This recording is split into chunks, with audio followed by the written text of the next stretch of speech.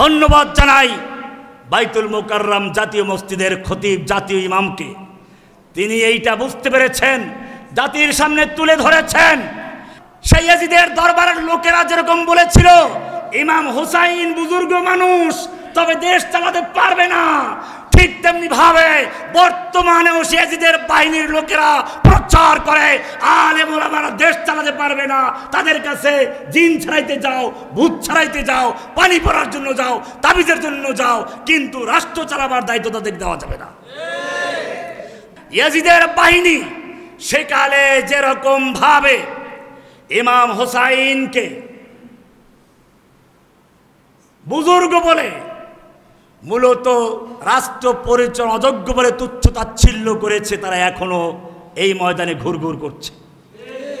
এখনো যারা আলেম ওলামাদেরকে রাষ্ট্র চালাবার যোগ্য মনে করে না, বরং তাদেরকে মনে করে মসজিদে ইমামতি করবে, জিনবুত ছাড়াবে, ঝাড়ফুঁক করবে, তাবিজ কবজ লিখবে, আর মানুষ মরলে পরে খতম করবে, আর 3 দিনা 40 মিলাদে গিয়ে একটা মোনাজাত দিয়ে জান্নাতে পৌঁছে দিবে।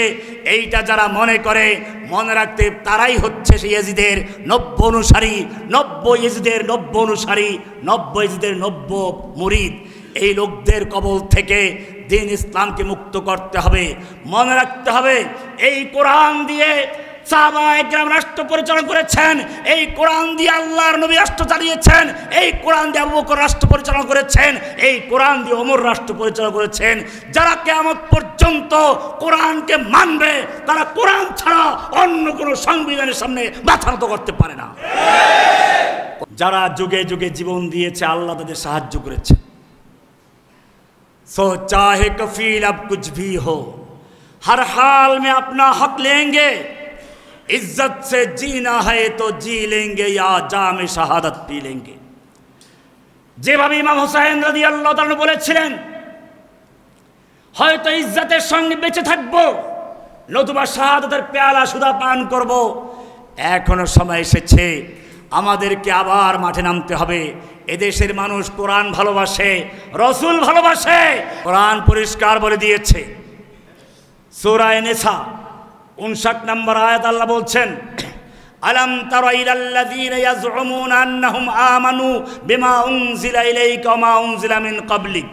হে নবী, আপনি কি ওই সমস্ত লোকদেরকে দেখেন নেই যারা দাবি করে তারা ঈমান এনেছে আপনার প্রতি নাজিলকৃত কিতাবের উপরে, ঈমান এনেছে আপনার পূর্বে যত আসমানি কিতাব সবগুলোর উপরে, কিন্তু যখন বলা হয় কোরআনের বিচার মানো, বিচার দিয়ে আদালত কোরআন দিয়ে চালাও, আল্লাহ বলছেন ইউরিদুনা ইয়াতাহাকামু ইলাত তাগুত, কিন্তু যখন বিচার ফয়সালার প্রসঙ্গ আসে, শাসন ব্যবস্থার প্রসঙ্গ আছে, তখন তারা আদালতে কোরআনের বিচার মানতে চায় না, সংসদে কোরআনের আইন চায় না, বঙ্গভবনে, গণভবনে, ব্যাংকে, আদালতে কোরআনের রাজ তারা কায়েম করতে চায় না।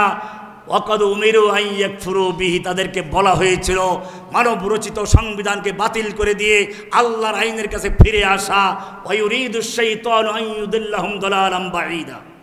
এরপরে আল্লাহ বলছেন, ওয়া ইযা কিলা লাহুম তাআলাউ ইলা মা আনজালাল্লাহু ওয়া ইলার রাসূল, যখন এই লোকগুলোকে বলা আসো কোরআনের দিকে, ওয়া ইলার রাসূল, রাসূলের সুন্নাহর দিকে, কোরআন এবং সুন্নাহ দিয়ে রাষ্ট্র পরিচালনা করি, কোরআন সুন্নাহ দিয়ে আদালত চালাই, কোরআন সুন্নাহ দিয়ে সংসদ চালাই, কোরআন সুন্নাহ দিয়ে ব্যাংক চলবে, আদালত চলবে, সংসদ চলবে, যখন এই কথা বলা হয় তখন কি করে?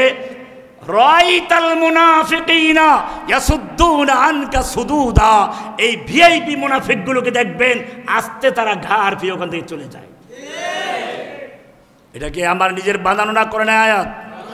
সূরা নিসার 60-59 নাম্বার আয়াত পড়ুন, না পাইলে জসিমুদ্দিন রহমানিকে ধরুন, যদি পেয়ে যান তাহলে মনে রাখবেন, যদি আপনি কোরআনের শাসন ব্যবস্থার দিকে আহ্বান করার পরেও ঘাড় ফিরে অন্যদিকে চলে যান, কোরআনের ভাষায়, আল্লাহর ভাষায় আপনাকে আল্লাহ তাআলা একটা নাম দিয়েছেন, রাইতাল মুনাফিকিনা ইয়াসুদ্দুনা আনকা সুদুদা, আপনি মুনাফিকগুলোকে দেখবেন আস্তে ঘাটটা ফিরে অন্যদিকে চলে গেছে। কি বলেছেন? কি বলেছেন? কে বলেছেন? আল্লাহ। মুনাফিক কে বলেছেন? আল্লাহ। না রহমানি বলেছে? মুনাফিকের লক্ষণ আপনার হাদিসে আরো পড়েছেন, আয়াতুল মুনাফিকি সালাসুন, এটা আপনারা জানেন। মুনাফিকের লক্ষণ তিনটা, ইযা হাদ্দাসা কাযাবা, কথা বললে মিথ্যা বলে, ওয়া ইযা ওয়াদা খিলাফা, ওয়াদা করলে খেলাফ করে, ওয়া ইযা তুমিনা খানা, আমানত রাখলে খেয়ানত করে। কয়টা হলো? আর এক হাদিস, আরবাউন মান কুন্না ফীহি কানা মুনাফিকান খালিসান, চারটা বৈশিষ্ট্য যদি কারোর মধ্যে থাকে সে খালেস মুনাফিক, পিওর মুনাফিক। ওই তিনটা তো আছেই, ওর সঙ্গে আর একটা যুক্ত আছে, ওয়াইদা খাসামা ফাজারা, যখন সে তর্ক করে, ঝগড়া লাগে কারোর সাথে, অশ্লীল গালিগালাজ করে। দেখবেন মুনাফিকরা কি করে, কিছু লোক আছে গালিগালাজ, ঝগড়া লাগলো, তর্ক লাগে, অশ্লীল গালিগালাজ করা শুরু করে দেয়। এটা মুনাফিকের লক্ষণ। কিন্তু এই মুনাফিক হচ্ছে ওই যে রাস্তার মুনাফিক, গ্রামের গরিব গরাব মুনাফিক। এটা আল্লাহ রসুল বলেছেন মুনাফিকের লক্ষণ। এই লক্ষণ পাওয়া গেলেই মুনাফিক হওয়া জরুরি না। আমি এটা এভাবে বলি, ধরুন আপনার শালা সৌদি আরব চাকরি করে, 10-12 বছর থাকে সেখানে, বাড়িতে আসে নাই। আপনার ছেলের বয়স 10-12 বছর, আপনার শালাকে সে কখনো দেখে নাই। আপনার হাত ধরে এয়ারপোর্ট যাচ্ছে, আর বাচ্চার প্রশ্ন শেষ হয় না, আব্বু তোমার শালা দেখতে কেমন, আমার মামা দেখতে কেমন? বাপে বিরক্ত বলে, আরে তোর বাপের শালা দেখতে কালা। কি বলল? ওর বাপের শালা দেখতে কি? এখন ওই বাচ্চা এয়ারপোর্ট থেকে যাকে দেখে কালা, হাফসি হোক যাই হোক, দৌড় দিয়ে ধরে, তু মেরে বাপ কা শালা হয় কেউ কিন্তু কালা হয়, তুমি আমার বাপের শালা, তুমি যে কালা। এটা কি ঠিক আছে?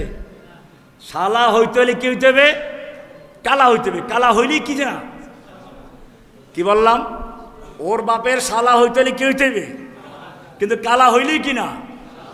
আলামত পাওয়া গেলেই জিয়া আলামত জরুরি নয়। হ্যাঁ, জিয়া আলামতের জন্য আলামত জরুরি। কাজেই মুনাফিকের লক্ষণ বলা হচ্ছে আলামত। আলামতগুলো পাওয়া গেলেই আপনি মুনাফিক বলতে পারেন না। হ্যাঁ, মুনাফিকের মধ্যে লক্ষণগুলো থাকবে, কিন্তু এখানে মুনাফিক বলেছেন কে?